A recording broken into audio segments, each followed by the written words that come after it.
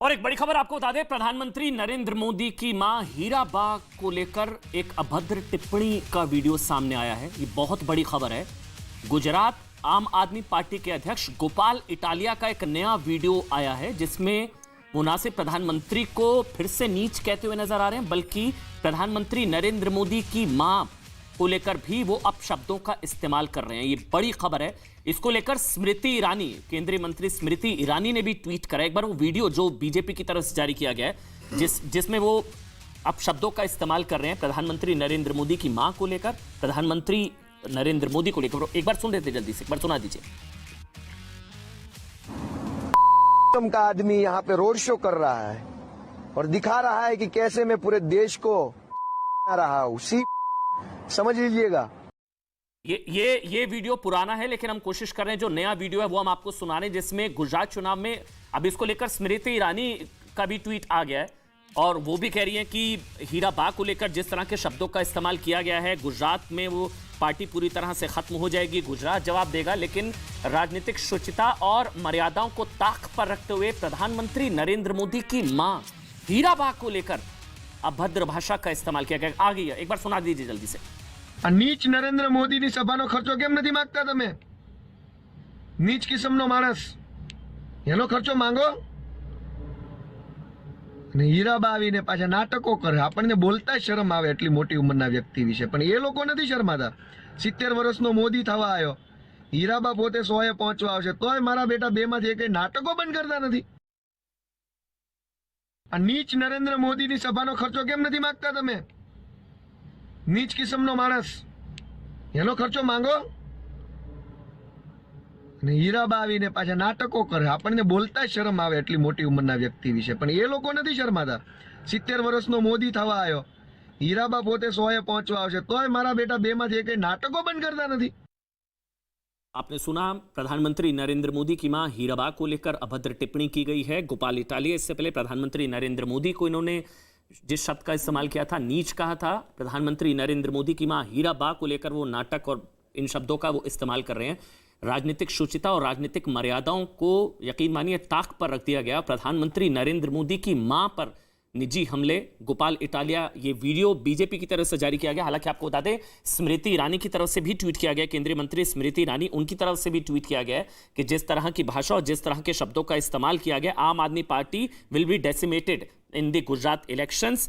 केंद्रीय मंत्री स्मृति ईरानी की तरफ से कहा गया पीएम मोदी की मां पर अपशब्दों का मतलब जो आरोप है, और आम आदमी पार्टी के नेता गोपाल, एक बार फिर से वो तस्वीरें, एक बार वो वीडियो फिर से दिखा दीजिए, फिर हम डिबेट पर लौटेंगे।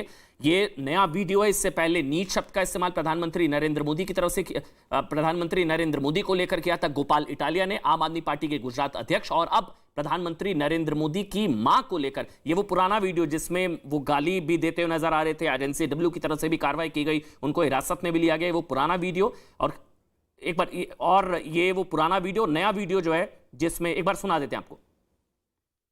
નરેન્દ્ર મોદીની સભાનો ખર્ચો કેમ નથી માંગતા તમે? નીચ કિસ્મનો માણસ, એનો ખર્ચો માંગો. અને હીરાબા આવીને પાછા નાટકો કરે. આપણને બોલતા શરમ આવે એટલી મોટી ઉંમરના વ્યક્તિ વિશે, પણ એ લોકો નથી શરમાતા.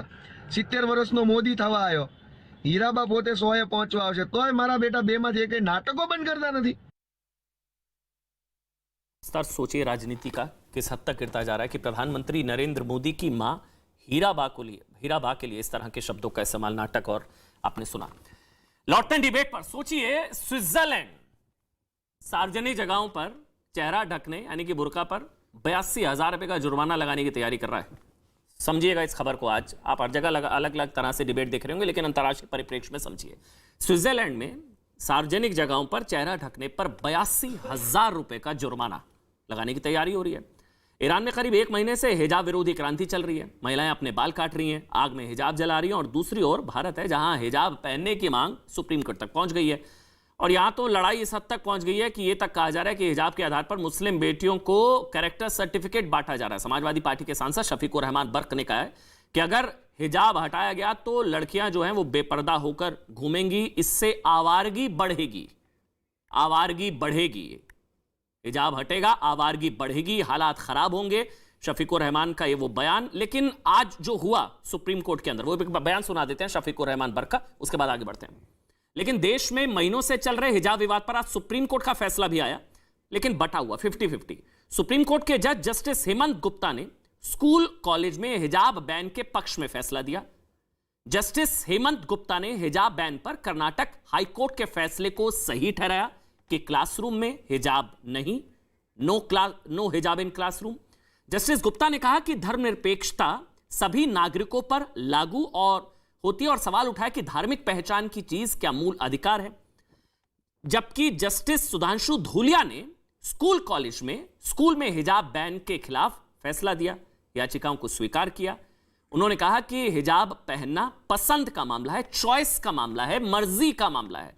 हिजाब मुस्लिम बेटी की शिक्षा का टिकट है, मतलब हिजाब शिक्षा का टिकट है और स्कूल में हिजाब उतरवाना निजता पर हमला है। ये दो अलग अलग राय, दो अलग अलग पक्ष, इसलिए 50-50 विभाजित फैसला। अब ये मामला जो है सीजेआई के पास है और संभवतः 3 जजों की बेंच इस मामले को अब आगे सुनेगी, यानी कि हिजाब पर लड़ाई अभी बाकी है। डिबेट करते हैं, बहुत बड़ा पैनल है, लेकिन शफीकुर रहमान बर्क का एक बार स्टेटमेंट सुना दीजिए जिसमें वो कह रहे हैं कि हिजाब हटेगा तो आवारगी बढ़ेगी। वो बयान भी आपको सुनना चाहिए, आप समझेंगे कि किस स्तर पर हिजाब के लिए लड़ाई हो रही है। दुनिया में हिजाब के खिलाफ, लेकिन यहां भारत में हिजाब के लिए लड़ाई हो रही है। और बेपर्दा होकर बाज़ारों में गलियों में न घूमें। इससे चूँकि हालात बिगड़ते हैं, आवारगी बढ़ती है। और बेपर्दा होकर बाज़ारों में गलियों में न घूमें। इससे चूँकि हालात बिगड़ते हैं, आवारगी बढ़ती है। अब सोचिए, सोच बदलने की ज़रूरत है, लेकिन यहाँ पहनावा बदला जा रहा है कि आंखों पर पट्टी लगा लीजिए अगर आपकी आंखों में प्रॉब्लम है, अगर आपकी गंदी नज़र है, आप महिलाओं को ढक देंगे। बहरहाल चलिए डिबेट करते हैं। मेरे साथ एक बहुत बड़ा पैनल है। अंबर जैदी है मेरे साथ, सामाजिक कार्यकर्ता है। अंबर जी बहुत बहुत स्वागत। गुलाम हाफिज सरवर साहब हैं मेरे साथ। शाइस्ता अंबर हैं, प्रेसिडेंट है all India women personal law board की। हाजी मेहरुद्दीन रंगरेज साहब हैं। डॉक्टर जीनत शौकत अली जी भी हैं मेरे साथ, डायरेक्टर जनरल विजडम फाउंडेशन की। और आप सबका बहुत बहुत स्वागत। दानिश कुरैशी भाई भी नजर आ रहे हैं मेरे को। दानिश भाई आपका भी बहुत बहुत स्वागत। सबसे पहले मैं आप सबका पक्ष ही जानना चाहूंगा। मैं जीनत शौकत अली जी आपसे शुरू कर रहा हूं। आपका क्या पक्ष है जो कहा जा रहा है कि हिजाब शिक्षा का टिकट है? मतलब दो पक्ष हैं आज इस फैसले के, और इसमें जस्टिस हेमंत गुप्ता की अलग राय है, जस्टिस धूलिया की अलग राय है। जस्टिस धूलिया की राय है कि भाई शिक्षा का टिकट है हिजाब, और वहां से रोकना, हिजाब की वजह से बच्ची को रोकना पढ़ने से, वो गलत है। यू सी, ये बात जो है वो सहमति में ऐसे नहीं रख सकती हूँ। सबसे पहले तो ये है कि हिजाब जो है वो इंडिया में अलाउड है, क्योंकि जहाँ हमारा कॉन्स्टिट्यूशन जो है वो हर किस्म का ड्रेस अलाउ करता है लेडीज के लिए। लेकिन यहाँ जब हम स्कूल और एजुकेशन की बात करते हैं तो वहाँ यूनिफॉर्म की बात होती है, और वहाँ एक सा होना चाहिए सबका कपड़ा, और वहाँ कोई रिलीजियस डिफरेंस नहीं होना चाहिए, कोई सिंबलिज्म होना चाहिए। तो ये तो बड़ी अच्छी बात है। लेकिन ये जो इस डे 1 से जो पोलिटिसाइज हो रहा है, क्योंकि देखिए एक राइट्स होते हैं जो इंस्टीट्यूशन के राइट्स होते हैं। इंस्टीट्यूशन का एक कॉन्स्टिट्यूशन होता है, वो कॉन्स्टिट्यूशन अगर आपको जचता नहीं है तो आप वो स्कूल में मत जाइए, तो और दूसरी स्कूल में जाइए। तो इसमें एंड टू से कि इसके एजुकेशन हैम्पर करता है, is too stretch it too far. क्योंकि ये बात मैं सहमत नहीं रखती हूँ, क्योंकि बहुत सारी स्कूल्स है, बहुत सारी कॉलेजेस है जो परमिशन देती है कि आप हिजाब पहन के जाइए।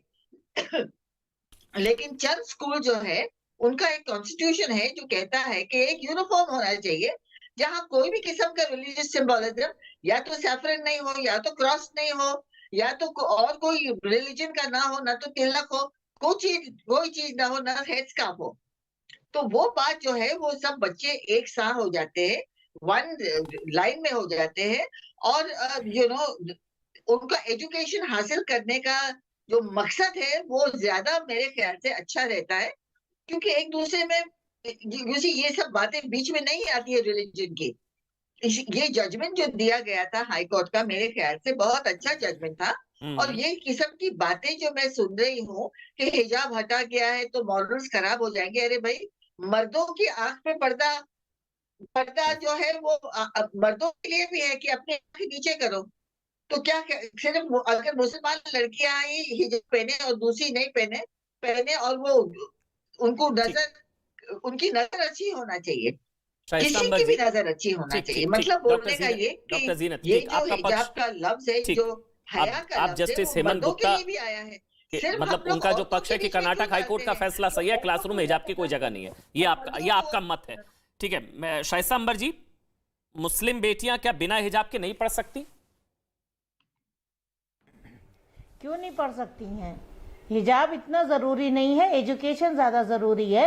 और हमारे देश में हिजाब हो या कोई और कलर हो, जो हमारी शिक्षा को, जो हमारे संविधान को और हमारे राष्ट्र को अगर अशांति पैदा कर रहा हो और उसमें विवाद पैदा कर रहा हो, कंट्रोवर्सी हो रही हो, तो मैं समझती हूँ कि वो चीज़ें दूर कर करके हमारे देश में शिक्षा और विकास और डाइवर्सिटी का माहौल होना चाहिए।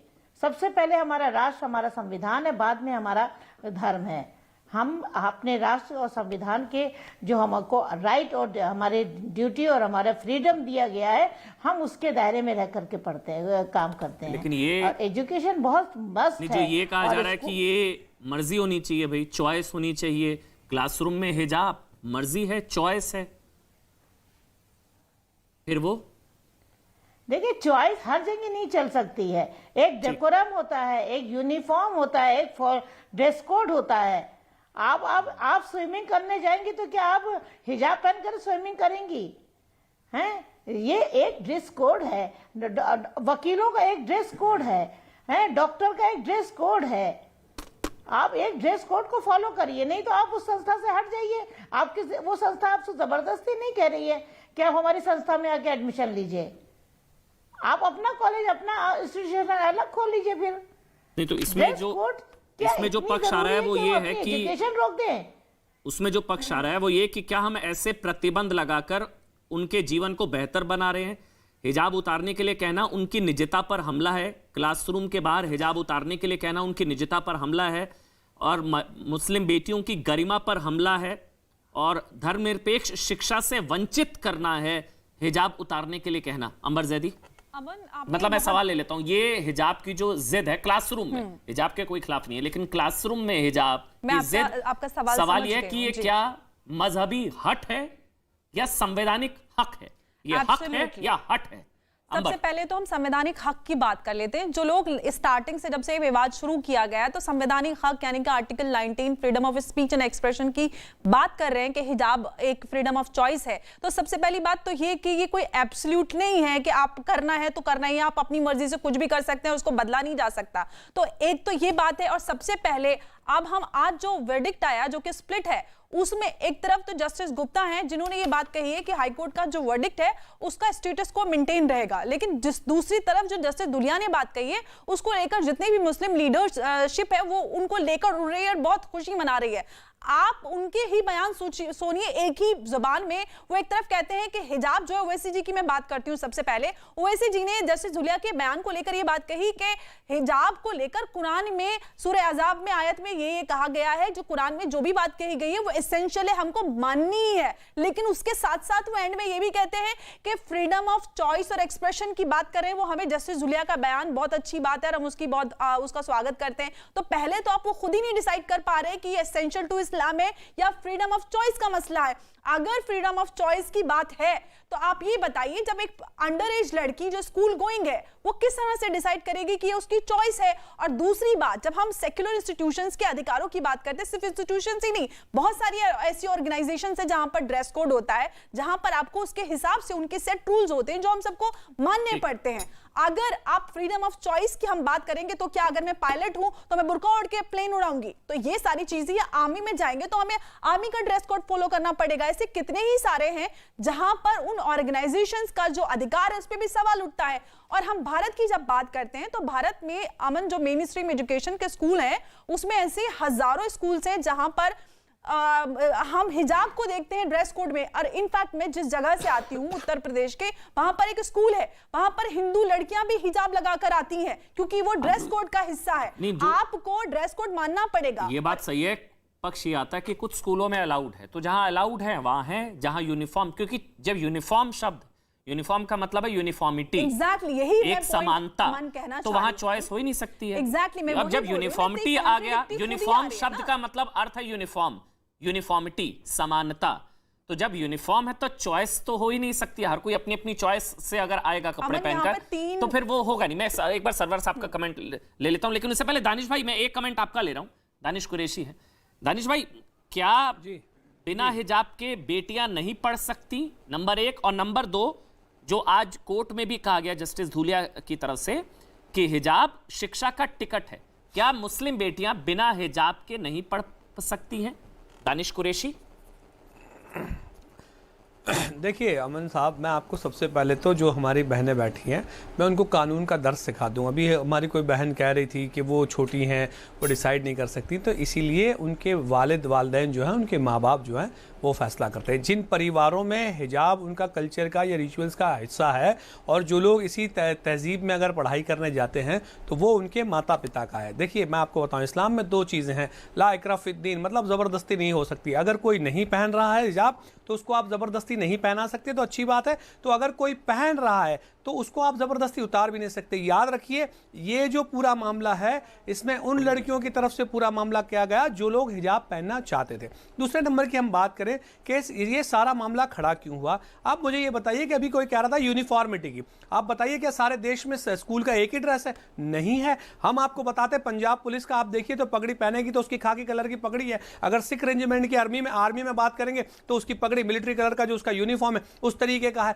सवाल यह है कि हमारे यहाँ जब यूनिटी इन डाइवर्सिटी की जब हम बात करते हैं ना, तो उस यूनिटी को आप, डाइवर्सिटी को आप यूनिटी के नाम पे खत्म कैसे करते हैं? आप हमें बताइए, हम स्कूल में ईद की, होली की, दीपावली की, मुहर्रम की, ईद मिलाद की छुट्टियां रखते हैं, तो ये क्या है? हमारे कल्चर का हिस्सा है। अब ईद क्या है? तो ईद आप देखिए, रोजदारों को जो रोजा रखा है उनकी क्या बोलते हैं, इनाम के तौर पे ईद है। अब छोटे बच्चे जो हैं, जो रोजा ही नहीं रखते, तो क्या उनको इनाम नहीं मिलेगा? इसलिए आप कल ये कह देंगे कि 5वीं कक्षा से छोटे बच्चे हैं उनको ईद की छुट्टियां नहीं मिलेगी, क्योंकि ईद का इनाम तो रोजदारों के लिए। तो सवाल यह है कि इस्लाम का जो रिचुअल्स है उसमें ये इंटरवेंशन करने की जरूरत ही नहीं थी। जरूरत इस बात की थी कि आप यूनिफॉर्मिटी की बात करते हैं एजुकेशन के, राइट। अरे आप देखिए, बीच में इंटरव्यू मत करिए। दानिश भाई बोलिए ना, बोलिए, कंप्लीट करिए, फिर मैं सवाल लूंगा। हो गया आपका तो मैं सवाल ले लूंगा। अब सवाल ये है, अब सवाल ये है कि अगर आपको यूनिफॉर्म की बात है, देखिए मैं आपको बताऊं, बच्चियां जो होती हैं वो अपने फीमेल ड्रेस या सलवार कमीज या दुपट्टा जो भी पहनती है वो पहनती हैं। लड़के जो होते हैं वो अपना शर्ट पैंट, जूते जो भी होता है वो पहनते हैं। सवाल यहाँ ये है कि एक पीस ऑफ क्लॉथ अगर ऐड हो जाता है कि जिनको पहनना है वो पहने, जिनको नहीं पहनना है वो ना पहने, क्यों हम उन फैमिलीज के ऊपर ज्यादा रिस्ट्रिक्शन ला रहे हैं? जिन लोगों ने बच्चियों को हिजाब के साथ अलाउड किया है, इससे तो ड्रॉप आउट रेशियो बढ़ेगा और कुछ नहीं होगा, जो आप जानबूझ के करना चाहते हैं। एक तरफ तो आप महिलाओं का ड्रॉप आउट रेशियो कम हो, इस पे ये सवाल ड्रॉप आउट रेट बढ़ेगा, यानी कि किताब से पहले हिजाब है जी, हिजाब पहले या किताब? चूज करिएगा, हिजाब पहले या किताब? सुनिए मेरी बात, सुनिए मेरी। जी जी जी जी देखिए सुनिए मेरी बात, जो लोग रिलीजन में बिलीव करते हैं, अगर वो अपने बच्चों को नहीं भेजेंगे, आप जाके अगर ये सवाल पूछेंगे तो वो आपको यही जवाब देंगे कि हम बिना हिजाब के बच्चों को नहीं भेजेंगे। फिर क्या होगा उन बच्चों के एजुकेशन का? बताइए, यानी कि क्या होगा? यानी कि किताब से पहले हिजाब है आपकी नजर में, ठीक है? सरवर भाई अब आप बोलिए। अरे जिन परिवारों के लिए है, परिवारों के लिए, चलिए मैं समझ रहा हूं ना, मैं समझ रहा हूं ना, मैं समझ रहा हूं। आपने बोला उन परिवारों के लिए किताब से पहले हिजाब है, मुझे लगा था भाई हिजाब से पहले किताब है, बच्चियां पढ़ेंगी, शिक्षा का कोई धर्म नहीं होता, सभी बच्चे समान है, यूनिफॉर्म है, क्लासरूम में बच्चे बैठे, उनकी धार्मिक पहचान से जरूरी उनकी शैक्षणिक योग्यता है। मैं इस चीज को समझ रहा था। आप कह रहे हैं कि उन परिवारों के लिए किताब से पहले हिजाब। सरवर साहब आपका कमेंट, किताब से पहले हिजाब, और ये टिकट है शिक्षा का, हिजाब शिक्षा का टिकट है उन परिवारों के लिए जिनका भी जिक्र दानिश भाई कर रहे थे। सरवर साहब देखिए, बहुत संक्षेप में मैं 2-3 बात कहूंगा। ऑब्जर्व किया है वो तो। जी एग्जैक्टली, मैं इसलिए पक्ष ले रहा हूं सबका। बोलिए आप, सरवर साहब को स्क्रीन पर जब इस्लाम की बात आए तो मैं समझता हूं कि सबसे पहले कुरान की बात ही आएगी, और कुरान की बात जब आएगी तो कुरान की सबसे पहली आयत है इक़रा बिस्मि रब्बिकल्लज़ी खलक़, पढ़ने की बात। और सिर्फ इक़रा बिस्मि तक मामला नहीं है, कुल हल यस्तविल्लज़ीना यालमून वल्लज़ीना ला यालमून, और ऐसे कई आयात हैं।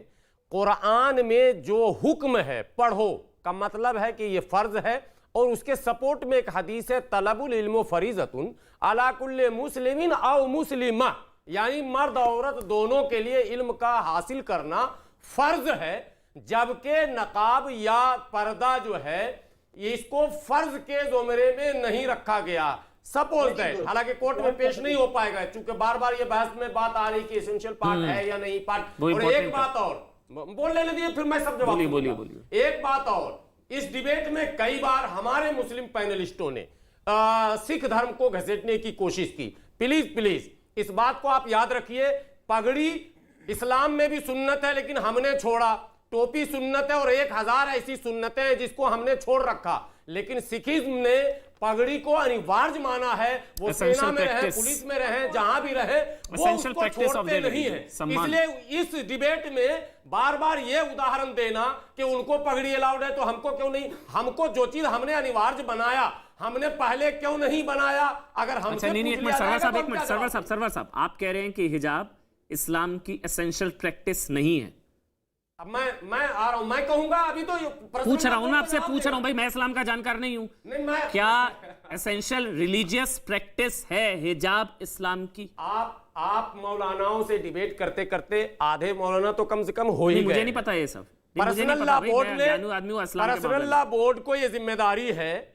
ट्रिपल तलाक में भी सुप्रीम कोर्ट में पर्सनल लॉ बोर्ड ने हलफनामा दायर किया था, खुद कहा था कि ट्रिपल तलाक, इंस्टेंट ट्रिपल तलाक ये जो है, हाँ ये बिदअत है। बिदअत का मतलब आप किसी आलिम से फिर पूछिएगा, बिदाती को का आखिरी जो अंजाम होता है वो जहन्नम होता है। यानी इतना बड़ा जुर्म था और उस बिदात को अगर सुप्रीम कोर्ट ने रोक दिया तब तो आपने स्वागत नहीं किया। हिजाब एसेंशियल रिलीजियस प्रैक्टिस है? ये बताइए मेरे को। मैं जहां आना चाह रहा हूं सर, वहां पहले इस पे आ जाइए ना, मुझे बता दीजिए छुपा हुआ मामला। पहले ये बताइए ना, क्या हिजाब एसेंशियल रिलीजियस प्रैक्टिस है? बोर्ड अब कोर्ट में देगी और दूध का दूध पानी का पानी आ जाएगा सामने। पर्सनल लॉ बोर्ड के पास सारा सेटअप है, वो अब सुप्रीम कोर्ट में ये बताए, सुप्रीम कोर्ट को संतुष्ट करे कि एसेंशियल प्रैक्टिस है या नहीं, और अगर है तो इतने दिनों से इस पर बहस आपने क्यों नहीं की? ये बहस भी सरकार को ही छेड़नी पड़ी, वो भी भाजपा की सरकार को। एक बात लेकिन अहम बात, एक भारतीय कंटेस्ट में गुरु, हम लोग को बचपन में पढ़ाया गया था हिंदी में, गुरु गोविंद दो खड़े काको लागू पाए, अब बलिहारी गुरु प्रेम को कि गोविंद दियो बताए। अरे साहब जब पढ़ोगे ही नहीं तो क्या एसेंशियल पार्ट है, क्या नहीं है, क्या सुन्नत है, क्या फर्ज है, क्या वाजिब है, खुदा को कैसे पहचानोगे? इसलिए ड्रॉप आउट का जो लोग ड्रॉप आउट का ड्रामा कर रहे हैं, जो लोग वो इस्लाम के दुश्मन है, मुसलमानों के दुश्मन है, 17,000 उन बेटियों को जाहिल रखने का ठप्पा उनके ऊपर पड़ेगा। और ये बर्क साहब जो बार बार कह रहे हैं आवारगी देखनी है तो गांव समाज में जाकर देखिए कैसे है। आराम से, क्या मजहब सिखाता है हिजाब की वजह से बच्चियों को शिक्षा से वंचित रखना? सवाल को समझिएगा, हिजाब की वजह से शिक्षा से वंचित रखना क्या ये मजहब सिखाता है? किताब से पहले हिजाब को रखना। देखिए मैं अमन जी मैं एक बात कहना चाहूंगा, ये देश को आजाद हुए 75 साल हो गए, सालों से लड़कियां जो है हिजाब पहन के स्कूल में जा रही थी। कर्नाटक में कुछ लोगों ने, जब एक लड़की जा रही थी स्कूल में तो उन्होंने जय सिया राम के नारे लगाए, उन्होंने अल्लाह अकबर कह दिया, तो इस बात को लेकर लोग कोर्ट चले गए, धीरे धीरे मुद्दा बनाया गया, तब कि ये मुद्दा है कुछ नहीं। दूसरा मैं एक बात और बता दूं, सारी चीजों को मुसलमान से जिद नहीं है, देखिए मुसलमानों को बहुत शानदार। आप तो फिर मतलब आप कह रहे कोई जिद है नहीं, कोई मुद्दा ही नहीं है। क्लासरूम में हिजाब की जिद होनी नहीं चाहिए। कोर्ट का टाइम वेस्ट हो रहा है, रिसोर्सेज खर्च किए जा रहे हैं। मैं बता रहा हूं ना, कोर्ट अरे जानबूझ के बीजेपी मुद्दा बना रही है। मैं बता रहा हूं हिजाब को लेकर मैंने कई बार डिबेट हो चुकी है हमारी। पिटीशन बीजेपी ने डाली थी, बीजेपी के कार्यकर्ता। मैं एक ब्रेक ले रहा हूं, लेकिन क्लासरूम में मुसलमान से जोड़ के क्लासरूम अच्छा नहीं बस आराम से मेहरुद्दीन साहब, मुझे ब्रेक पर जाना है, आपका हाँ नहीं लेकर जाऊंगा, पक्ष सबका क्लियर है, कम से कम आपका पक्ष नहीं हो रहा। क्लासरूम में हिजाब की जिद सही या नहीं? बिल्कुल सही है, जाने चाहिए हिजाब पहन के, आप कैसे रोक देंगे? क्लासरूम हमारा अधिकार नहीं है। अभी आप कह रहे थे कोई मुद्दा नहीं है। क्या कहा मैं बता देता हूं, बिना चीखे भी बात होती है, ऑडियो पहनने से किसी का मौलिक अधिकार। माजी हैरदीन सुनिए, ऑडियो में आवाज उतनी जाएगी।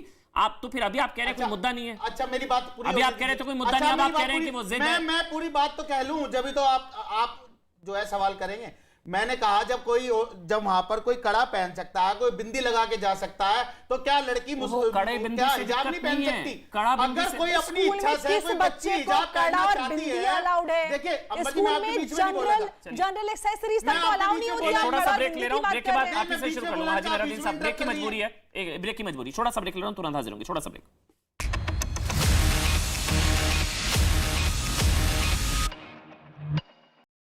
आचार्य की मूर्ति का अनावरण किया। ये नया भारत है, अपनी आध्यात्मिक और सांस्कृतिक परंपरा पर गौरव की अनुभूति करता है। महाराष्ट्र एटीएस ने जालना में पीएफआई के एक सदस्य को गिरफ्तार कर लिया। आरोप है कि वो उस इलाके में लोगों को अपने संगठन से जोड़ रहा था। पटना के एक इलाके में पुलिस ने खुफिया जानकारी मिलने पर हथियारों की तस्करी करने वाले को गिरफ्तार कर लिया। पूछताछ के क्रम में यह पता चला कि ये कोलकाता से आर्म्स को लेके आ रहे थे। दिल्ली के पास गाजियाबाद में पुलिस और बदमाशों के बीच मुठभेड़ हो गई, जिसके बाद एक बदमाश को गिरफ्तार कर लिया गया, जबकि दूसरा भागने में कामयाब रहा। एक बदमाश घायल हुआ और एक बदमाश मौके का फायदा उठाते हुए मौके से फरार हो गया। हरियाणा के भिवानी में पिछले 4 दिनों से अस्पताल में भर्ती हैंडबॉल के युवा खिलाड़ी रवि की मौत हो गई। आरोप है कि उस पर शराब ठेकेदारों ने जानलेवा हमला किया था। शराब लेने पर झगड़ा हुआ था। उत्तराखंड के हरिद्वार में गाड़ी साइड करने के मुद्दे पर 2 लोगों में झड़प हो गई, जिसका वीडियो सोशल मीडिया पर वायरल हो गया। केंद्र सरकार ने ऑल इंडिया इमाम्स ऑर्गेनाइजेशन के अध्यक्ष डॉक्टर इमाम उमर अहमद इलियासी को वाई कैटेगरी की सुरक्षा दी। असल में आरएसएस प्रमुख मोहन भागवत से मुलाकात के बाद उन्होंने धमकी भरे फोन आने की शिकायत की थी। आंध्र प्रदेश के अनंतपुर जिले में भारी बारिश की वजह से एक इलाके में मौजूद हॉस्टल में 30 बच्चे फंस गए, जिन्हें बाद में पुलिस ने रेस्क्यू किया। जम्मू कश्मीर के पुंछ में मौसम की पहली बर्फबारी के बाद चारों तरफ बर्फ की सफेद चादर नजर आई। मध्य प्रदेश के खरगोन में पुलिस ने गांजे की खेती करने के आरोप में एक आदमी को हिरासत में ले लिया। आरोप है कि उसने खेत में 20 लाख रुपए से ज्यादा के गांजे के पौधे लगाए थे। आगरा घूमने आई 35 देशों की मॉडल ने ताजमहल में फोटोशूट कराया। बीजेपी के राष्ट्रीय अध्यक्ष जेपी नड्डा ने महसाणा में गुजरात गौरव यात्रा को हरी झंडी दिखाकर इसकी शुरुआत की। इस दौरान उनके साथ मुख्यमंत्री भूपेंद्र पटेल भी मौजूद रहे। ये गौरव यात्रा भारत के गौरव को स्थापित करने वाली गौरव यात्रा है। वायुसेना ने बताया कि अग्निवीर योजना के तहत रजिस्ट्रेशन नवंबर के पहले हफ्ते में शुरू हो जाएंगे और इसकी ऑनलाइन परीक्षा अगले साल जनवरी में होगी। कलकत्ता हाईकोर्ट ने ममता सरकार को मोमिनपुर हिंसा मामले की जांच एसआईटी से कराने के आदेश दिए। महाराष्ट्र के पुणे में चलती बस में अचानक आग लग गई। गनीमत यह रही कि समय रहते बस में सवार सभी 29 यात्रियों को सुरक्षित बाहर निकाल लिया गया।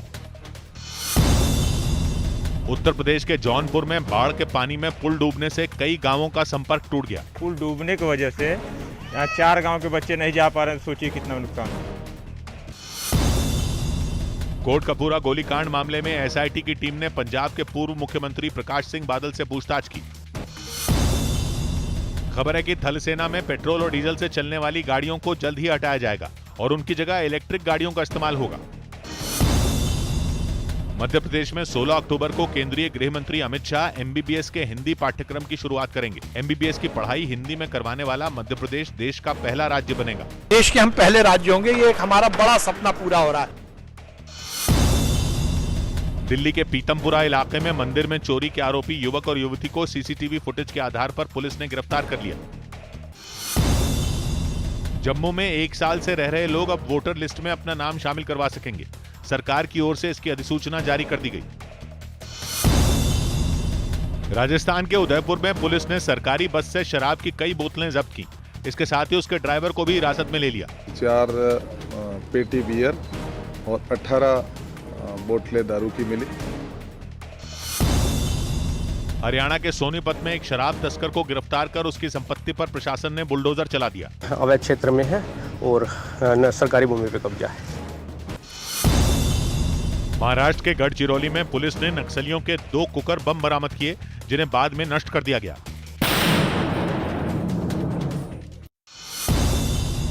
अयोध्या के 84 कोसी परिक्रमा मार्ग का निर्माण 6,500 करोड़ की लागत से किया जाएगा। केंद्रीय परिवहन मंत्री नितिन गडकरी ने ट्वीट कर इसकी जानकारी दी। ईडी ने अवैध खनन मामले में छत्तीसगढ़ के कई जिलों में कुछ सरकारी अधिकारियों के ठिकानों पर छापेमारी की। ये कार्रवाई कांग्रेस के कुछ नेताओं और कारोबारियों के घरों पर भी की गई। इस दौरान जांच एजेंसी ने करोड़ों रुपए जब्त किए। प्रधानमंत्री मोदी 21 अक्टूबर से 2 दिन के उत्तराखंड दौरे पर जाएंगे, जहां वो केदारनाथ और बद्रीनाथ धाम के दर्शन भी करेंगे। यूपी के मथुरा में पुलिस ने ऑनलाइन ठगी करने वाले एक गिरोह का पर्दाफाश किया और इस मामले के 2 आरोपियों को गिरफ्तार कर लिया। 2 अभियुक्तों को गिरफ्तार करके उन्हें माननीय न्यायालय के समक्ष पेश किया जा रहा है। त्योहारों से पहले रेलवे कर्मचारियों को बड़ा तोहफा मिला। सरकार ने उन्हें 78 दिनों का बोनस देने का ऐलान किया। इसका फायदा रेलवे के 11 लाख से ज्यादा कर्मचारियों को मिलेगा। 11,27,000 एम्प्लॉयज को 1,832 करोड़ रुपए का ये इंसेंटिव दिया जाएगा, बोनस दिया जाएगा। दिल्ली दंगों में मारे गए आईबी अधिकारी अंकित शर्मा मामले में एक इनामी आरोपी को पकड़ लिया गया। दिल्ली पुलिस की स्पेशल सेल ने उसे तेलंगाना से गिरफ्तार किया। टीम इंडिया के खिलाड़ियों ने दक्षिण अफ्रीका को वनडे सीरीज हराने के बाद जश्न मनाया, जिसका वीडियो टीम के कोच वीवीएस लक्ष्मण ने सोशल मीडिया पर शेयर किया।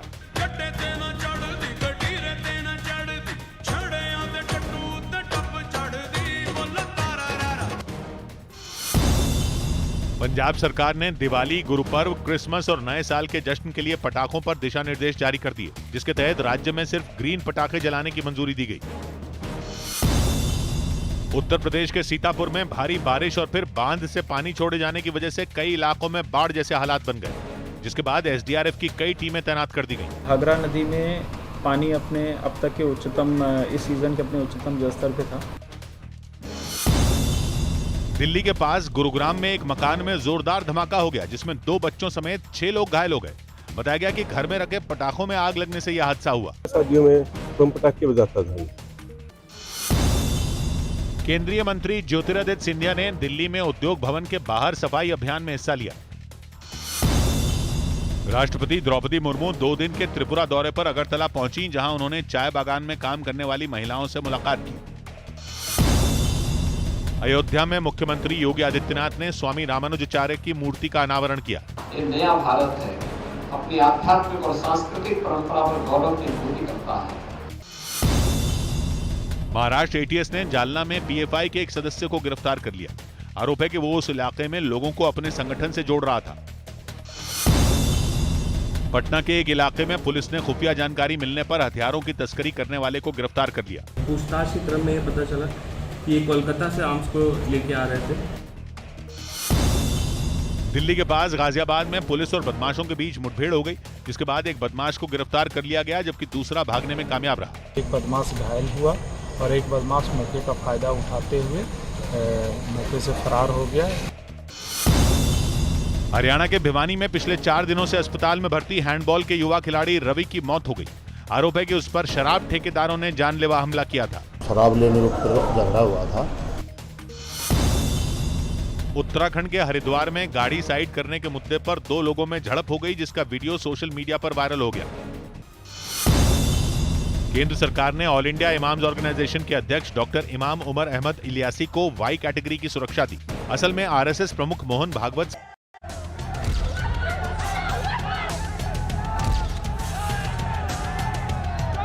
मन ठीक करो और महिलाओं को ये हिजाब डालने से मुक्ति दिलाओ।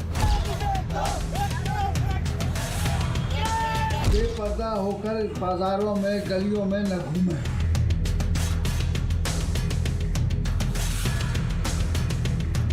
जो हाई कोर्ट का जजमेंट था वो it was bad in law.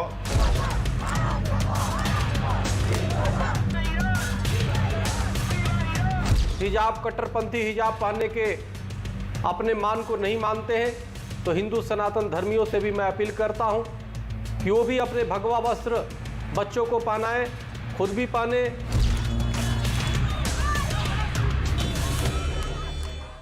ये भी विडंबना है कि एक तरफ हिजाब को इस्लाम की एसेंशियल प्रैक्टिस और ज़रूरी बताया जा रहा है, वहीं इस्लामिक मुल्कों में हिजाब के खिलाफ विरोध प्रदर्शन हो रहे हैं, हिजाब के खिलाफ क्रांति हो रही है। ईरान में सोचिए क्या हो रहा है। स्विट्जरलैंड में खबर है कि सार्वजनिक जगहों पर मुंह ढकने पर, अगर चेहरा ढकने पर 82,000 रुपये का जुर्माना लगेगा। उसको लेकर संसद में प्रस्ताव पहुंच चुका है। पूरे यूरोप में इस तरह की क्रांति है, ईरान में इस तरह की क्रांति है, कई शहादतें हो चुकी हैं, कई लोग मारे जा चुके हैं। महसा आमिनी जिनका नाम, वो उनकी वहाँ पर मौत हुई है हिजाब के खिलाफ। लेकिन यहाँ हिजाब के लिए, भारत में हिजाब के लिए लड़ाई चल रही है, सुप्रीम कोर्ट में सुनवाई चल रही है, बहुत बड़ा। हाँ बोलिए, आपको मैंने बीच में रोक दिया था, बोलिए अब आप। मैं सवाल ले लेता हूँ। अगर आपको हिजाब और किताब में से किसी एक को चुनना होगा तो आप अपने बच्ची या अपने घर के किसी लोगों को हिजाब या किताब में से किसको चुनेंगे? देखिए पहले हम जो है हिजाब को चुनेंगे, बाद में किताब को चुनेंगे। बाद में किताब, हाँ चलिए ठीक है। आपकी दूसरा मैं एक बात बता रहा हूँ, अभी आपने जो बात बताई कि ईरान की बात बताई और जगह की बात बताई, वहां पे संविधान नहीं है, हमारे देश में संविधान है और देश में कानून है, तो हम तो अपने देश के संविधान और कानून के तहत चलना चाहते हैं। दूसरा, कर्नाटक सरकार ने, मैं सुनिए, एकदम ऑडियो के बढ़ा देते हैं राज से। तो संवैधानिक तरीके से, कानून के हिसाब से अगर कर्नाटक में स्कूल्स का ऑर्डर है कि यूनिफॉर्म माननी होगी, तो यहां तो आपका धर्म आ गया। देखिए अमन जी, और भी तो बहुत सारे राज्य हैं, बीजेपी के राज्यों में जहां अलाउड है वहां पहनिए, टारगेट किया जा रहा है। बात ये टारगेट है। आपने बोला, आपने बोला संविधान पहले है, धर्म बाद में। ठीक, संविधान पहले।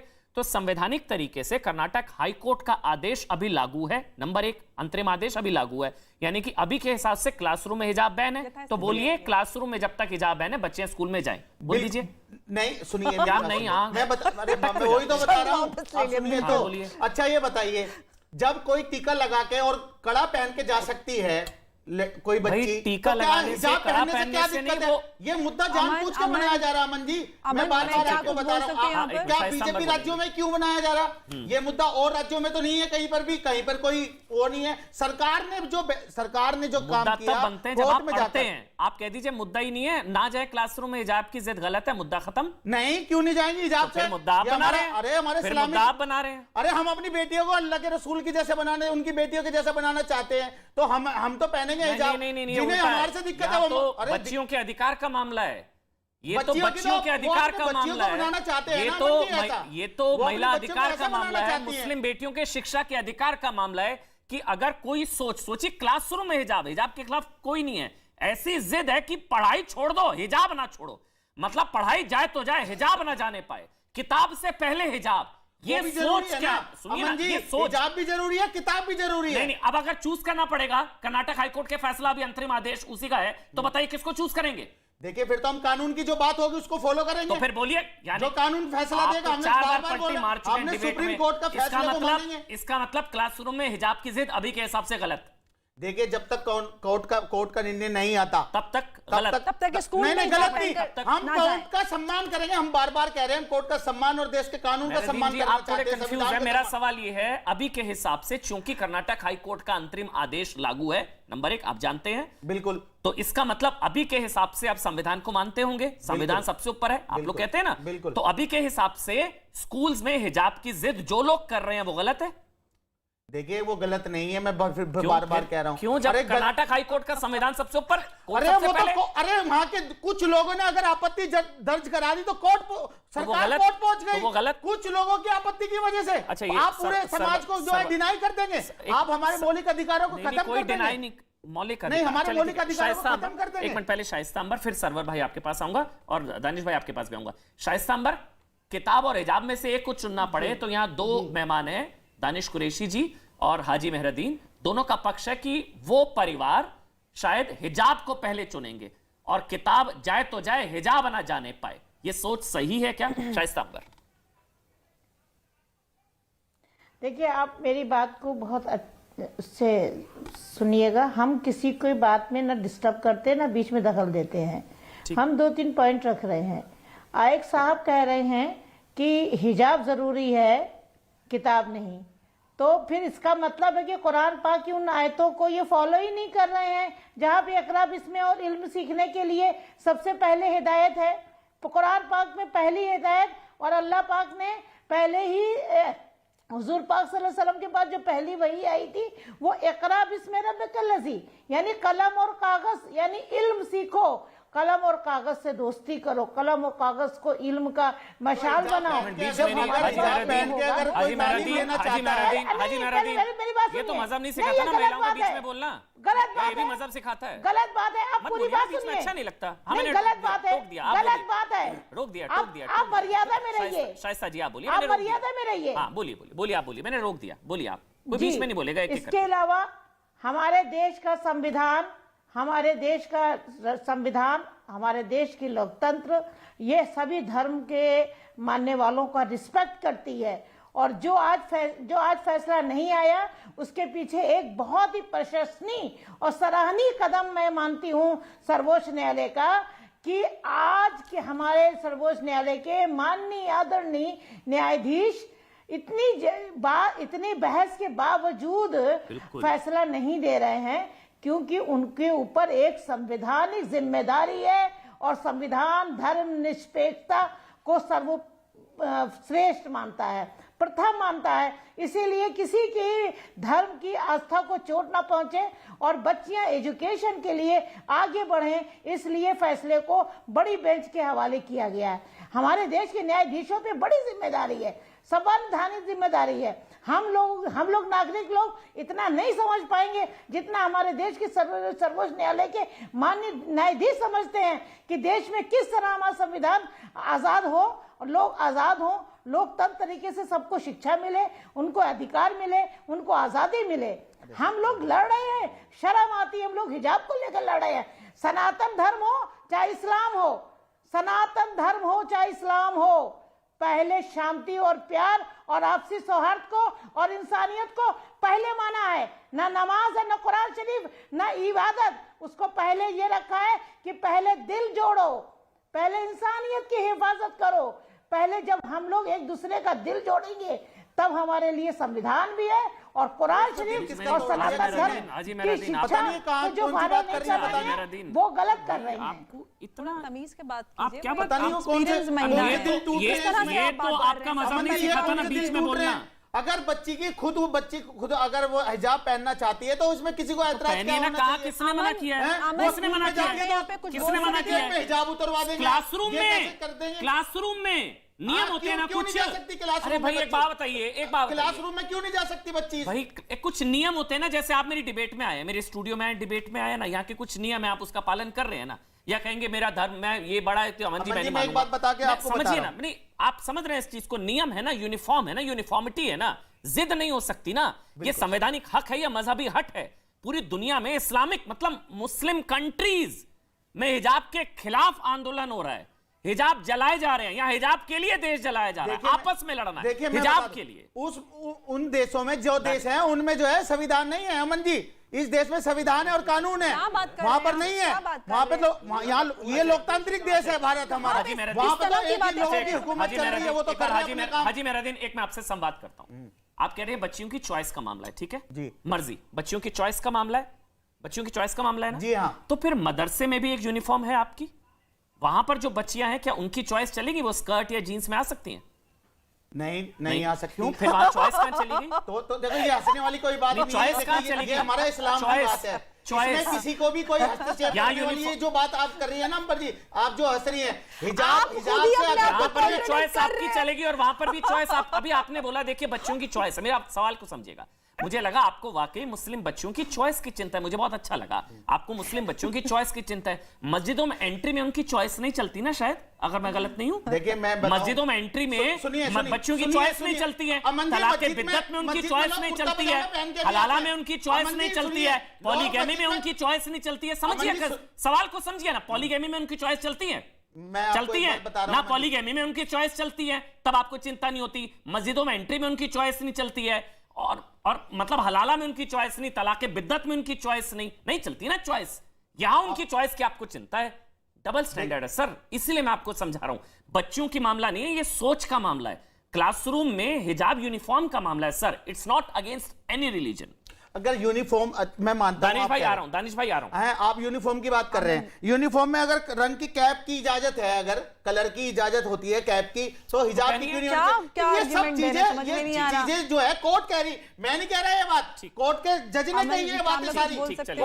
ठीक, कोर्ट ने कही। डॉक्टर बोलिए जल्दी से, अमरा बोलिए। देखिए अमन, बहुत जरूरी ये है कि हम जिस एस्पेक्ट को हम सबसे निगलेक्ट कर रहे हैं वो ये है, डॉक्टर जीनत आ रहा हूं कि जो फ्रीडम ऑफ चॉइस के नाम पर एक रिग्रेसिव प्रैक्टिस को महिलाओं पर थोपने की कोशिश की जा रही है, खासतौर से भारत में आज, जबकि ईरान में और पूरे अन्य मुल्कों में इसके खिलाफ एक आंदोलन चल रहा है। लेकिन यहाँ पर बैठे में हमारे भाई साहब रंगरेज साहब लगातार खुद ही अपने जाल में फंसते जा रहे हैं, कभी कूद के इधर पहुंच जाते, कभी उधर पहुंच जाते हैं। फ्रीडम ऑफ चॉइस अगर है तो आप क्यों उन महिलाओं की फ्रीडम ऑफ चॉइस के नाम पर नहीं खड़े होते? जैसा कि आप अभी बात कर रहे थे, शादी में अगर हम इस्लाम में बात करें तो इस्लाम में शादी एक कॉन्ट्रैक्ट है, लेकिन all India Muslim personal law board ने तलाक बिदअत के समय कोर्ट में ये एफिडेविट जारी किया और कहा कि महिलाओं के पास इतनी अकल नहीं होती कि वो अपना तलाक का अपने आप उनको अधिकार दिया जा सके।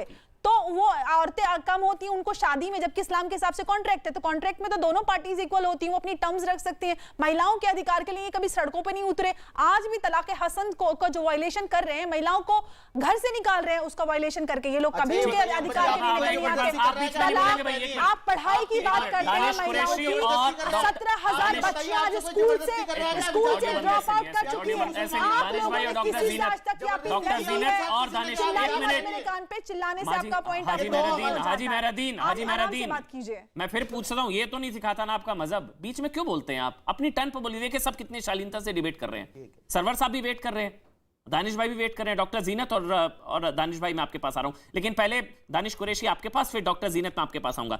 दानिश भाई, फिर वही सवाल, किताब और हिजाब में से अगर हिजाब को चुनना है तो फिर जैसा शाइस्ता अंबर कह रही हैं कि कुरान में तो शिक्षा का महत्व सबसे ज्यादा है, क्या मजहब सिखाता है हिजाब की वजह से बच्चियों को शिक्षा से वंचित रखना? सवाल आप समझ गए होंगे। दानिश भाई, डॉक्टर जीनत आ रहा हूं। ठीक है, देखिए अब मैं जवाब देता हूं और उम्मीद करता हूं कि सब इत्मीनान से सुनेंगे। अभी किसी ने सवाल किया था कि मजहब बड़ा है या संविधान। मैं आपको एक बात बता दूं, हमारा जो संविधान है ना 1950 में लागू हुआ। अगर इस्लाम की बात की जाए तो उससे फार 1200-1400 साल पुराना वो मजहब है। हिंदुइज्म की भी बात की जाए तो मुझे पता नहीं है, लेकिन वो भी काफ़ी पुराना मजहब है। और भी बाकी सारे छोटे छोटे जो प्रथाएं थी, जो रूढ़ी थी, उन सब के इंक्लूसिवनेस का नाम है भारत का बंधारण, भारत का संविधान। याद रखिए आप, मुझे एक बात, ये पैनल में कोई भी बैठा ये समझा दे, सुनिए बीच में ना बोले। बोलिए। तो कोई बोल रहा है सवाल, कोई भी एक व्यक्ति मुझे ये बता दे कि किसी भी एक रूढ़ी को, एक रिचुअल्स को, एक मजहब को, एक व्यक्ति को का अगर एक्सक्लूजन उसमें होता तो क्या वो उसे एक्सेप्ट करते? सारे लोगों की, सारे मजहब की, सारी परंपराओं का इंक्लूजन जब आया, जब हमने भारत संविधान लागू किया। अब आप मुझे बताइए, लागूकरण होने के बाद ये कहा जा रहा है कि भाई हिजाब पहले आएगा कि किताब पहले आएगी? अरे भाई, जो मुसलमान है उसके लिए तो किताब का जो वो है, उसका जो हुकूक है, वो तो उसको आइन के आदि ही नहीं मिला हुआ है, तो आप कैसे रोक लेंगे उसको?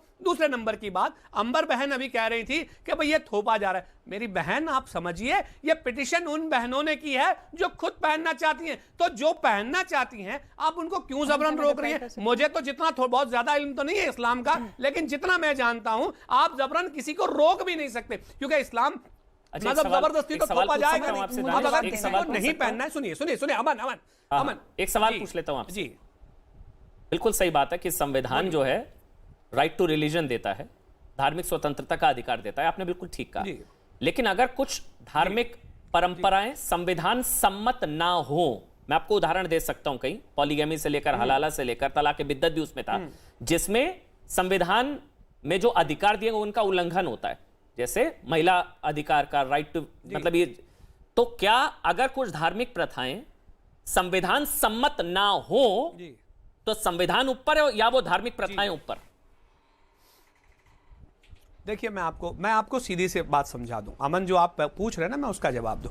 दिक्कत क्या, बात क्या है कि हमारे यहाँ जैसे कि अगर मुसलमानों में शादी की जाए तो हमारे यहाँ निकाह हो गया, निकाह होने के बाद अगर डॉक्यूमेंट्री की उसको ज़रूरत पड़ती है तो वो रजिस्ट्रेशन के लिए जाता है, बट प्राइमरीली वो निकाह ही करते हैं। अगर हिंदू रीति रिवाज के मुजब की बात की जाए तो जो उनके फेरे होते हैं वही करते हैं। सवाल ये है कि अगर उनकी रूढ़ी के मुताबिक कोई दिक्कत या परेशानी नहीं है तो वो उस पर चल सकते हैं। लेकिन जैसे ही आप पॉलीगैमी की बात कर रहे हैं या और किसी की भी बात करते हैं, सुनिए, तो जिस तरह ये बहनें हिजाब के लिए गई हैं, अगर कोई आपके साथ हलाला की जबरदस्ती कर रहा है तो जाके 376 में मामला दर्ज करिए, फिर देखते हैं कौन आएगा सामने। कोई नहीं आएगा। सवाल ये है, आपको कानून का इस्तेमाल करने की समझ बहनों को देने की जरूरत है, जो इन बच्चियों ने किया हिजाब के मामले में। ये जिम्मेदारी जो सो कॉल्ड मुस्लिम लीडरशिप है, बार बार दखल अंदाजी की जरूरत ही क्यों पड़े? तलाक बिद्दत को खुद ही खत्म कर दिया जाता तो फिर सुप्रीम कोर्ट को इंटरफेयर ना करना पड़ता। अगर जैसे हलाला है, वो आप जानते हैं, उसको खुद ही अगर खत्म कर दिया जाता तो फिर उस पर बैन की बात ना होती। या पॉलीगैमी, अच्छा आप भी उसके अगेंस्ट है दानिश भाई, पॉलीगैमी मतलब पॉलीगैमी वो तो संविधान के जो मूलभूत अधिकार हैं, जो महिला अधिकार का मामला है, वो तो महिलाओं के अधिकारों का हनन है। इसीलिए मैंने बोला इसको आराम से समझिएगा, कोई लड़ाई की बात नहीं। इसीलिए मैंने बोला आस्था संविधान सम्मत अगर ना हो, अगर रूढ़िवादी कुछ प्रथाएं संविधान सम्मत ना हो। डॉक्टर जीनत, क्या मैं गलत कह रहा हूं अगर आस्था के कुछ चीजें संविधान सम्मत ना हो तो संविधान सुप्रीम है। सिर्फ 10 सेकंड एक मिनट सर, एक मिनट। डॉक्टर जीनत बहुत देर से वेट कर रही हैं, प्लीज। सुनिए। डॉक्टर जीनत बहुत देर से वेट कर रही हैं, प्लीज। डॉक्टर जीनत आप बोलिए। शुक्रिया, थैंक यू सो मच। सबसे पहले मैं आपको बताऊं, पोलीगमी जो है वो is a restrictive ordinance, not a permissive one. वो जमाने में जब 400 औरतें होती थी तो उसको कम कर करके, और जो बैटल ऑफ अहद हुआ जब ये लेडीज जो है वो विधवा होती थी और वो अकेली रह जाती थी, और वही सूरा में ये भी है कि तुम हर एक अपने अपने दिल का एक जैसा ट्रीटमेंट किसी को नहीं दे सकते। वर्स नंबर 129 सूरा नंबर 4। तो पॉलीगमी जो है वो रिस्ट्रिक्टिव ऑर्डिनेंस है और परमिसिव ऑर्डिनेंस है ही नहीं, लेकिन हमारे लोग जो है वो ये बात समझने के लिए तैयार नहीं है, लेकिन वो अलग मामला है। लेकिन ये जो मामला की जो बात हो रही है, तो मैं 2 पॉइंट्स रखना चाहती हूँ आपके सामने। देखिए, जो मैंने सुना है और जो मैं सुबह से सुनते आ रही हूँ कि जजमेंट्स के बारे में, तो सबसे पहले ये है कि एक सोशल कंडीशनिंग हो गई है दिमाग की, कि ये हमारा कंडीशन है कि हम हिजाब पहनेंगे और वही पहनेंगे तो वही सही है। अभी ये जो है वो मेरे ख्याल से सही बात नहीं है। Point number 1। पॉइंट नंबर 2, क्योंकि ये कंडीशन हो गया है आपके माइंड का और आप उसे आगे बढ़ना देख ही नहीं चाहते हो कि भाई ये क्यों हो रहा है, ये स्कूल है, उसके रूल्स क्या है। You can not go against logic. लेकिन यहाँ जो मैं देख रही हूँ, you are going against logic. वो पहला पॉइंट है। सेकेंडली क्या है कि ये एक मेरे ख्याल से एक अपनी कल्चरल और पॉलिटिकल स्टेटमेंट बन गया है कि दिस इज अस, बस हम पहनेंगे तो दिस इज अस, हमारा है तो हम ऐसे ही करेंगे। और एक माइंडसेट उसके साथ पेट्रियार्की जो है वो एकदम डोमिनेंट और मिसोजिनी है, इट इज एक्सट्रीमली डोमिनेंट। और ये जो क्वालिटीज है ये बिल्कुल इस्लाम पसंद नहीं करता है। इस्लाम ने पेट्रियार्की को हटाया, औरत और मर्द को इक्वल दर्जा दिया। औरतों को वो टाइम में, अगर आप एक लेक्चर रखें तो मैं आपको बताऊं, मैंने एक पेपर लिखा है, पब्लिश होने जा रहा है, कि मुस्लिम विमेन ने क्या क्या नहीं फील्ड्स में, साइंटिफिक फील्ड्स में, स्पिरिचुअल फील्ड में, आप बताइए वो पीछे हटे, मेडिकल फील्ड्स में, सब में वो आगे बढ़े। लेकिन इस किस्म की सोच जो आजकल आ रही है कि भाई ये छोटी सी स्कूल है जिसका एक लॉ है, आप हज पे जाते हो तो आप एहराम पहनते हो, वहां एक वो उसका ड्रेस कोड वो है, तो वहां आप दूसरा पहन सकते हो। आप कोर्ट में जाते हो, आप जज हो तो एक उसका भी एक ड्रेस कोड है। तो ये जो स्कूल का ड्रेस कोड है उसके ऊपर इतना जोर और शोर और किताब और हिजाब और कहां से कहां ये बात कहां से कहां पहुंच गई, जो लॉजिक और इंटेलिजेंस और रैशनैलिटी के बाहर है। नहीं, लेकिन मैं सरवर भाई आपके पास आ रहा हूँ, लेकिन शाइस्ता अंबर, एक मिनट शाइस्ता अंबर, लेकिन ये इसलिए सवाल मैंने पूछा किताब, हिजाब पहले या किताब, क्योंकि हिजाब पर प्रतिबंध की वजह से, क्लासरूम में हिजाब पर प्रतिबंध की वजह से हजारों बच्चियां नहीं जा रही हैं स्कूल, हजारों बच्चियां। इसलिए मैंने पूछा है सवाल। शाइस्ता अंबर, मैं आपसे एक बहुत कड़वा सच बताऊंगी अमन साहब, प्लीज। मैं आपसे एक कड़वा सच बताऊंगी। हमारे बहुत सारे तालिबानी मानसिकता के कुछ लोग जो हैं वो लड़कियों को पढ़ाना ही नहीं चाहते कि वो कुरान शरीफ के कानून जान जाएंगी या शिक्षा जान जाएंगी। वो उनको तरक्की के पंख देना ही नहीं चाहते हैं, इसलिए क्योंकि उनके दिमाग में बस यही है कि लड़कियां शादी करो, वो शौहर के साथ में रहें। जबकि कुरान पाक साफ साफ कहता है कि निकाह एक एग्रीमेंट है, दोनों लाइफ पार्टनर है, निफ्सुल ईमान, मियाँ बीवी दोनों लाइफ पार्टनर हैं। लेकिन वह मानसिकता गलत हो गई है। आपके चैनल से मैं बहुत जिम्मेदारी से बोल रही हूँ कि आपका सुप्रीम कोर्ट में जितने भी टीवी चैनल वाले हैं 3 दिन से हमको देख रहे हैं, और कल पिटीशन दे रही हूँ कि कुरान शरीफ में तलाक की जो शक्ल है वो सिर्फ तलाक है। और हमारे कुछ लोगों ने 1300 साल से तलाक की किस्में तैयार कर दी हैं। जैसे आम अमरूद की किस्में होती हैं, जैसे फलों की किस्में होती हैं, वैसे ही तलाक की किस्में बना दी। तलाक मुगल्लिज़ा, तलाक एहसान, तलाक हुस्ना और तलाक कनाइया, तलाक मुगल्लिज़ा, तलाक बिदत, ये इस तरह के तलाकों की किस्में एक फल और सब्जी की तरह से बना दी गई हैं। जबकि कुरान पाक में सिर्फ तलाक है, और तलाक एक रहमत है, उसको ज़हमत और तलाक की तलवार और पूरी तरह से लड़की की जिंदगी और मियां बीवी की जिंदगी, खुशहाल जिंदगी को काटने वाले, तोड़ने वाले उन लोगों को आप क्या कहेंगी? लोग हैं उन लोगों को आप क्या कहेंगी जो कहते हैं कि भाई ये आप चॉइस पर क्यों अड़ंगा लड़ा रही हैं? 10 सेकंड देंगे, कि 10 बिल्कुल आ रहा हूं दानिश भाई, कि महिलाओं बच्चियों की चॉइस है, मर्जी है, ये चॉइस का मामला है। अमन क्या उन लोगों को आप क्या कहेंगे? शाइस्ता अंबर, आ रहा हूं एक मिनट। मैं सिर्फ कहूंगी कि जो हमारे इस्लाम या सनातन धर्म की मेन स्पिरिट के अगेंस्ट जा रहे हैं, उनको सही दिशा में लाने का सब देश के लोगों को जरूरी है कि आपस में आपसी सौहार्द हो।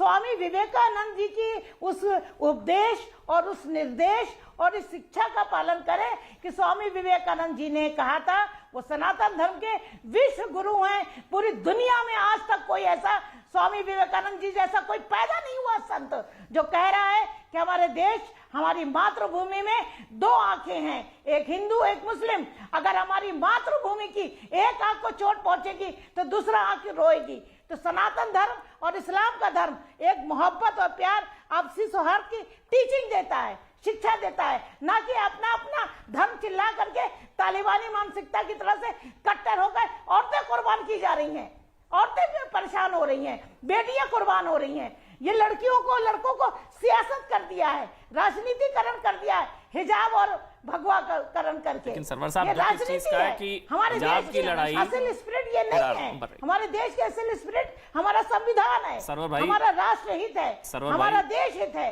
जो शाइस्ता जी कह रही हैं वो इसलिए गंभीर है क्योंकि लड़ाई हिजाब की लड़ी जा रही है महिला अधिकार के नाम पे, कि बच्चियों को पहनना है, उनका मन है, उनकी चॉइस है, उनकी मर्जी है। बड़ी चॉइस की चिंता हो रही है कथित मौलानाओं को अभी। वैसे नहीं होती, मुस्लिम बेटियों की चॉइस की इतनी चिंता होती तो इतनी सारी चीजें हैं, वहां कभी चॉइस की चिंता नहीं होती। लेकिन अब चॉइस वाकई में मुस्लिम बेटियों की चॉइस की चिंता है या अपनी चिंता है? सरवर साहब। नहीं, देखिए इसमें बड़ा ही विचित्र मामला बन गया है। मुस्लिम समाज तो अपने आप को लग रहा है जैसे लीडरलेस समाज बन गया है। जो लोग भी अगुवाई करने वाले हैं वो ईमानदारी से काम नहीं कर रहे हैं। वो तो कहते हैं हिजाब हटेगा आवारगी बढ़ेगी। नहीं, मैं यही तो वो कहते हैं खुले ऐसे आप घूम नहीं सकते भाई, वो आवारगी बढ़ेगी।